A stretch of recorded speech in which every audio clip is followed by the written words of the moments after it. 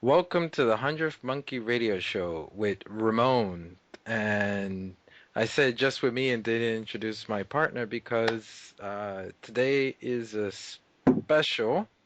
So this one would be a special because I will be interviewing Tom. Why am I interviewing Tom? Let's not forget his lovely other half, Elizabeth. They just went through experience that is quite shocking to me. I wouldn't say it's a bad experience, a good experience, but it's definitely would fall into the woo-woo. Um, Welcome to the Hundredth Monkey Show radio show, Tom. Yeah, here I am. Yeah, I, So, I would call it bizarre more than anything else. It was just definitely bizarre. so let's start from the beginning. This today is August the 4th for me, actually for both of us. It's August the 4th. So let's start. This happened to you yesterday, correct? Yeah, so I'll just run down what happened, and then we can kind of dissect it a little bit from there. We were sitting there last night out on the couch in the living room, and it's pretty warm here. It was so I was in a pair of shorts, and we were watching a show, and Elizabeth asked me, "What the heck is that?" And uh, she reaches out and touches my leg, and there's a lump on my leg about a half inch long. And I was like, "Hell, I don't know." And I start poking around on it, and this thing's it's like well, Elizabeth explained it as like like a kidney bean or No, I'd say it more like a pinto bean. pinto bean. Yeah, but it's. I started poking around on this thing, and there's a lump. There's no discoloration. Like if you got a bite or something, it gets red, and there's absolutely no discoloration or anything with it. And I'm poking around on this thing. And it's pretty firm, and I'm like, hell, I don't know what the hell this is. And Elizabeth pokes around on it a little bit, and Right then, I was like, it to me, you know, I had the opportunity to feel George Cavazos's implant on his arm, and it had that kind of feel, which is something like a bean under the skin, and it's pretty firm. Um, it could also be likened to, say, like, uh, uh, what's it called? scar tissue. Yeah, like or, scar tissue. or, It or had it, that kind of firmness, and or it could have been like a really intense spider bite without discoloration. And I mean, it was very, very firm. And I put my hand on it and felt around, and uh, yeah. And then he looked at it, and we were just at that point we're thinking, what the heck is it? And I'm like, well, have you seen that there before? I don't know what made me look at it and point it out in the first place, but it was just kind of like a intuition. Just yeah. Yeah, and so I poked around on it again, and she said, "Well, it looks like George's implant." Yeah. And I'm sitting there poking around on it, and then I take my hand away, and I'm looking at it, and as I'm watching this thing, it disappeared. It just went poof, and it was completely gone, and there was absolutely no trace left of this thing at all. And I didn't. We dug into the tissues. Yeah, into and the I muscle definitely tissue. probed deeply into the muscle tissue and everything. I just could not feel anything. What I felt extremely bizarre about the whole thing was that, I'm fairly intuitive, and I felt absolutely nothing with it. It was like a complete blank, and I don't know. I mean, it just complete. It was like it. I don't. Hard to describe because it was just so bizarre that And he's like, it's gone. And I look, and literally, you would never have known it was there. Now, for me personally, that's not the part that shocks me because I've known you for a while and I know how sensitive you are, how intuitive you are. The part that shocks me is that, um, well, let me ask you the question. Were you able to sense anything from it at all? yeah, absolutely nothing. It was like a complete blank. And that in itself was pretty, it was bizarre for me because I'm pretty in tune with my body, and yeah, it was just an absolute blank. And So, my first impression was that it was, an implant. That was my very first impression. But then I was like, well, he just spontaneously healed something that, that was my second impression.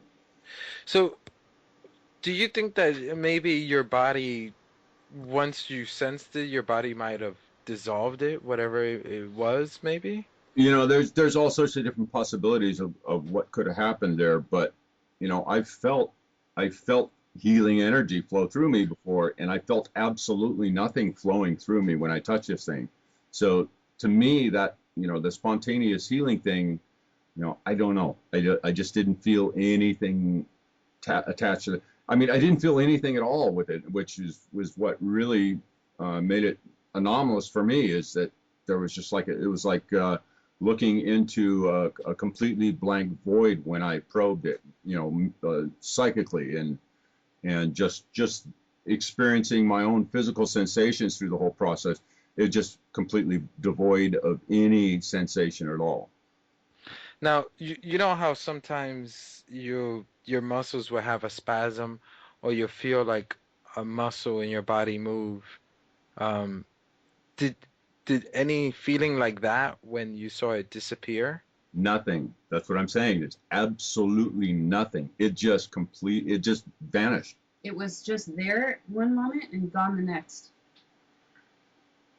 That's just baffling. You know what makes me wonder, Tom, is a lot of the the older listeners might know this story, but when you had that dream of being on a ship, Right.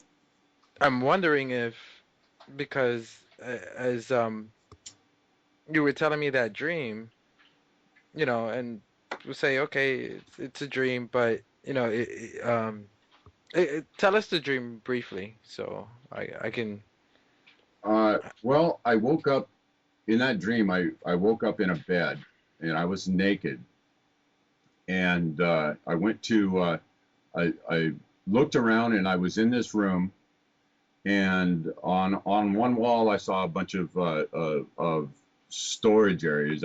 They weren't it wasn't really drawers or anything, but it was, well, kind of hard to describe what that looked like. But I started pulling out these compartments, rummaging through looking for clothes. I was looking for clothes, and I finally found some clothes, and I put some clothes on, and I walked through the room, and I remember wondering, where in the hell am I? And I saw a computer monitor, and so I sat down at this monitor, and I was going. My thought process was, okay, I'm gonna check the date and see what, and I don't know why I wanted to check the date, but I was like, okay, I'm gonna check the date and see what's going on here, and I could not figure out how to interface with this computer, and I turned around, and there was another computer screen with a mouse right next to it. And I was like, oh, I know mouse. So grabbed the mouse, and I was able to open up the calendar. And when I opened up the calendar, it was, I think it was 5175. Is that what it was, Ramon? Do you recall? I think it was Yeah, 5175, 5175. And something the fifth. August the 17th, 5175. Oh wait. Oh wow. Okay. Yeah, and so I was like, I was kind of tripped out by that whole thing. But then I went to the door. I went to the door, and the door kind of slid open, like Star Trek style. The doors just slipped out of the way, and I walked out into this hallway, and was like an intersection, and there was a bunch of people walking around, and it was like, city street, and the whole thing felt like I was either underground or in a ship. I couldn't distinguish which one it was exactly. I kind of leaned towards a ship of some kind, a craft of some kind, but I couldn't definitively distinguish which one it was. And the people walking around, half of them were in some sort of uniform, and the other half were in like civilian clothes, you know. But and that's where the dream actually ended. Is I'm standing there looking down, you know, a couple corridors at all these different people, and yeah. So, anyways, that whole thing, it was one of those dreams that was very, very real. It felt very real. So uh, the question popped into both mine and your minds. Well, was I really there? Was I, you know, transported there in some form or fashion? And Well, I was gonna say before we continue with that dream, I wanted to tie in, and I wonder, did did you get implanted while you were there so they can keep a track of you? Which it's kind of hard to figure out. Um, the other thing that I could think of that maybe was if you can tell us that, because I'm trying to figure out if it is an implant, when and where and who. Um, well, you know, I've had so many different uh, anomalous experiences, so to say, that it's kind of hard to really say. I actually have it. I have another uh, bizarre lump on my belt. It's actually on my stomach. But it appeared, you know, 3 or 4 years ago, and it's appeared at this one size, and it's consistently been the same size. So it's not some sort of growth or something. Uh, and that one's still there. I'm touching it right now, as a matter of fact. And that one I don't know about either. But that one I sense, and it is foreign. It feels foreign. So, you know, I don't know. yeah. Um, you know, I'm wondering if there's anybody out there who's probably sensitive enough to try to feel in. Um, but I will give permission and access to any of our anybody who is intuitive to look specifically at that if they would like to, and I would be very open to, as far as the one on my leg, the one that appeared on my leg.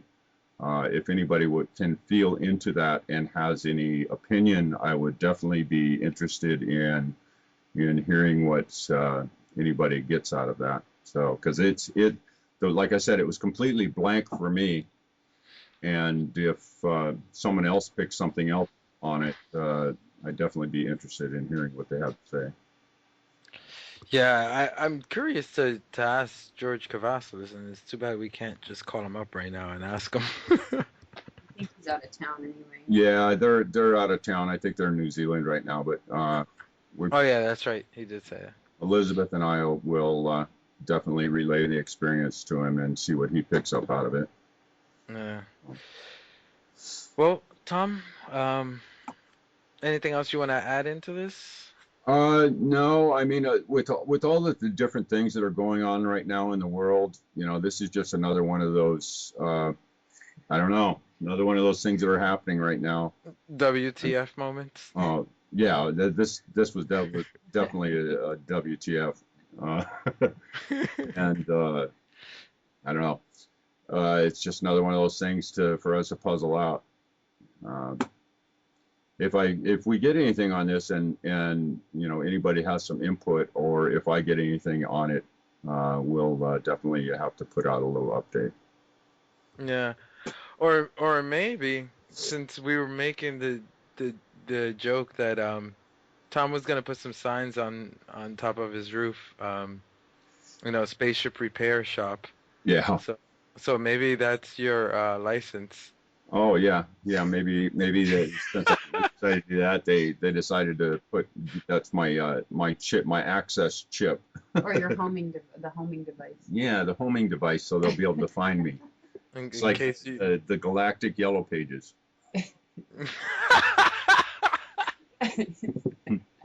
Oh, that sounds like the beginning of a science fiction novel. Yeah, I don't know. So, anyways, yeah, it was definitely so bizarre that I sat there all night last night. I was sitting there, I continually probing my leg, trying to figure out, okay, where'd this thing go, and is it coming back, and but I haven't seen hide or hair of it, so I don't know. I'm surprised you even were able to sleep. 'Cause I don't think I would sleep after that. Just, you know. Ramon, we tried to sleep outside last night because it's just gorgeous right now, and it was just horrible. It was horrible. The full moon was like right on our faces, and it may as well have been a street light. You know? Yeah, it was pretty bright. Oh my gosh! And I was having some trippy dreams, and then the dogs couldn't settle down either. So they were like, we're on an air mattress, and they're jumping all over the air mattress. And I was like, we gotta go back in the house. Yeah, outside was definitely a lot of stuff going on. So Yeah, it was pretty active. but, Mm. All right, ladies and gentlemen, thank you for listening in to what should we call this? I don't know. I don't know. The I don't know segment. What the hell? The The WTF segment. WTF? Yeah. All right, ladies and gentlemen, you guys have a good morning, good night. Condemnation without investigation is the height of ignorance, and that's what we're doing with this, is trying to investigate.